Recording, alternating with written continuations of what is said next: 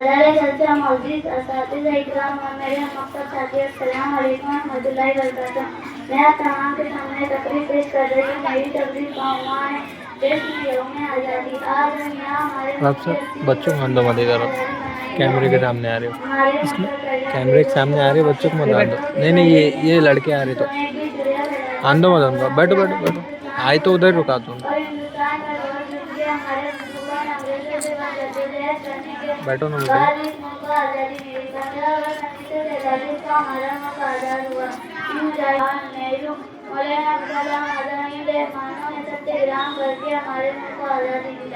इतना करके गलत बातें वफादारी नहीं करते, गलत बातें वफादारी नहीं करते, मोहब्बत बांटते हैं अदाकारी नहीं करते।